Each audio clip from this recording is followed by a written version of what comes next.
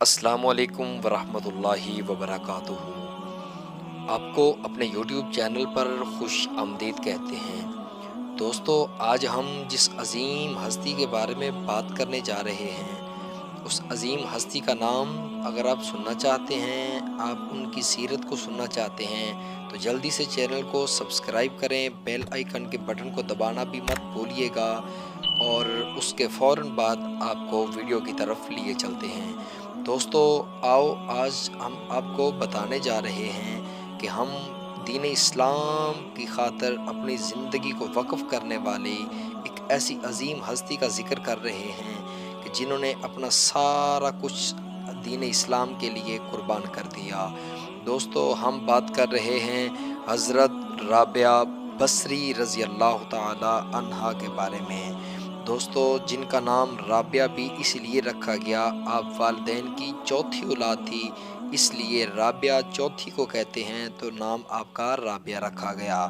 دوستو، آپ 95 سے 99 ہجری کے دوران بصرہ یعنی عراق کے شہر میں پیدا ہوئی۔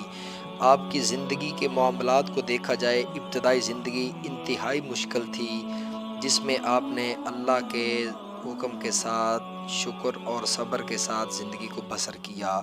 لکھا جاتا ہے، پڑھا جاتا ہے اور سنا بھی جاتا ہے کہ آپ جب اس دنیا میں تشریف لائیں تو آپ کے والدین، آپ کے گھر والوں کے پاس غربت کا اندازہ اس بات سے لگایا جا سکتا ہے کہ اس وقت نہ گھر میں دیا جلانے کے لیے اس میں تیل تھا، اور نہ ہی آپ کے بدن پہ لپیٹنے کے لیے کوئی خاص کپڑا تھا۔ دوستو، لیکن اگر آپ بات کریں کہ آپ کی زندگی کے حالات تو سیم اسی طرح، لیکن یہ سب کچھ ہونے کے باوجود حضرت رابعہ بصری جیسے ہی ہوش سنبھالتی ہیں، بے شمار تکلیفوں کا سامنا کرنا پڑا، لیکن آپ نے صبر اور شکر کے ساتھ سب کو قبول کر لیا۔ آپ کی زندگی میں مشکل وقت اس وقت شروع ہوا جب آپ کی عمر مبارک ابھی 5 سال تھی، تو آپ کے والدین اس دنیا سے رحلت فرما گئے، لیکن آپ نے اس حالات میں بھی اللہ کا شکر ہی ادا کیا۔ دوستو، اس معاملے میں آپ کی بہنیں بھی آپ سے جدا ہو گئیں، چنانچہ آپ نے ایک رستہ اختیار کیا جس پہ آپ نے چلنا شروع کر دیا۔ اس رستے پہ چلتے ہوئے آپ نے اپنے علاقے کو چھوڑا، دوسری طرف جا رہی تھی تو ایک ظالم نے آپ کو پکڑ کر لونڈی بنا لیا اور آپ کو فروخت کر دیا۔ فروخت کرنے کے بعد جس نے آپ کو خریدا وہ آپ کو اپنے گھر لے آیا اور اب آپ سے سخت اور مشقت کا کام لینے لگا۔ حضرت رابعہ بصری سارا دن کام میں مصروف رہتی، رات کو تھکن سے چور ہو جاتی، مگر آپ نے پھر بھی صبر اور شکر کا دامن ہاتھ سے نہ چھوڑا اور اف تک کبھی نہ کی۔ آپ نے غربت میں اپنی بچپن کو بڑھایا، لیکن ہوا ایک دفعہ کچھ ایسے، ایک دفعہ ایک تاجر نے آپ کو گھر سے باہر کسی کام کے لیے بھیجا۔ آپ راستے میں جا رہے تھے تو کسی غیر محرم کی آپ کو نظر پڑی۔ جب آپ نے دیکھا تو آپ نے راستہ بدل لیا، لیکن راستہ تبدیل کرتے ہوئے آپ نیچے زمین پر گر پڑیں۔ گرنے کی وجہ سے آپ کی کلائی پر کافی زیادہ چوٹ آ گئی، لیکن پھر بھی آپ نے وہیں پر سجدے میں سر رکھا اور اللہ کا شکر ادا کیا۔ دوستو، اسی شکر کے معاملے میں جب آپ نے اللہ کا شکر ادا کیا تو غیب سے آواز آئی، رابعہ غم نہ کرو، کل تمہارا وہ مرتبہ ہوگا، آسمان کے مقرب فرشتے بھی تم پر رقص کریں گے۔ جب آپ نے یہ سنا کہ غیب سے آواز آ رہی ہے کہ آسمان کے مقرب فرشتے بھی تم پر رشک کریں گے، تو آپ کو یہ سن کر آپ کی ساری تکالیف دور ہو گئی۔ آپ نے اس کے بعد اپنے مالک کے گھر کا حسب معمول کام کرنا شروع کر دیا۔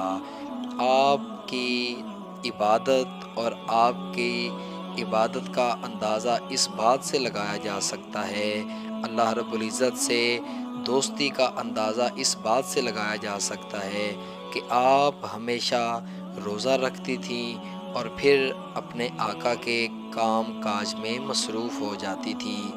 ایک رات اتفاق سے آپ کے آقا کا بیدار ہوا، باوجود اس کے کہ چراغ بجھ چکے تھے، لیکن پھر بھی سارا گھر بقا نور بنا ہوا تھا۔ وہ حیرانی کے ساتھ ادھر ادھر دیکھتا ہوا ایک علیحدہ کوٹھڑی تک پہنچا، جس میں دیکھا کہ نہ جانے کون ہے اور ایک کونے میں اللہ کی بارگاہ میں سجدہ کر رہا ہے۔ جب وہ آگے بڑھا تو اس نے کیا سنا کہ آپ کہہ رہی ہیں مولا، اگر میں تیرے علاوہ کسی اور کی غلام نہ ہوتی تو میں ایک لمحہ بھی تیری عبادت سے غافل نہ ہوتی۔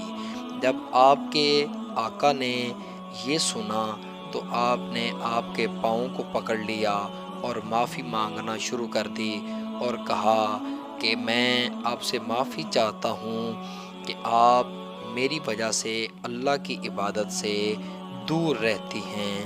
تو اس نے کہا کہ اگر آپ چاہیں تو یہاں رہیں، میں آپ کی غلامی کرنے کے لیے تیار ہوں۔ اگر آپ یہاں سے جانا چاہتی ہیں تو آپ یہاں سے جا بھی سکتی ہیں۔ آپ نے اپنی ساری زندگی اللہ کو راضی کرنے کے لیے لگا دی۔ آپ کے پاس آپ کے وقت کے بڑے بڑے اولیاء کرام بھی آپ سے افادہ حاصل کرنے کے لیے، اللہ کی راہ میں اپنا دل پیش کرنے کے لیے حاضر ہو جایا کرتے تھے، اور آپ نے بڑے بڑے گناہ گاروں کو اللہ سے ملا دیا۔ دوستو، یہ آج کا ٹاپک یہاں پہ اختتام پذیر ہوتا ہے، تو انشاءاللہ العزیز اگلی ویڈیو میں جو آئندہ ویڈیو تیار ہوگی اس میں آپ دوستوں کے لیے آپ کے والد محترم کا توکل اور آپ کے جو صدقہ اور مالی امداد تھی اس کے حوالہ سے آپ کو بتایا جائے گا کہ آپ کس قدر اللہ کی راہ میں صدقہ خیرات کیا کرتی تھی۔ تو انشاءاللہ العزیز پوری آپ کی زندگی کی سیرت جو ہے، آپ کی سیرت جو ہے وہ انشاءاللہ العزیز آپ کو ایک ایک ویڈیو میں الگ الگ ٹاپک کر کے ملا کرے گی، تو اس سے ہم اپنی اور آپ سب بھی اپنی زندگی کو بہتر معاملات کے ساتھ چلا سکتے ہیں، بہت کچھ سیکھ سکتے ہیں۔ تو دوستو، اگر ویڈیو اچھی لگی ہے تو برائے مہربانی جلدی سے چینل کو سبسکرائب کر لیجئے، تاکہ ایسی ایسی اور آپ کی سیرت کی اچھی اچھی ویڈیو آپ تک بہت جلد اور بہت آسانی سے پہنچ سکے۔ اگلی ویڈیو تک کے لیے اجازت دیجیے، اللہ حافظ۔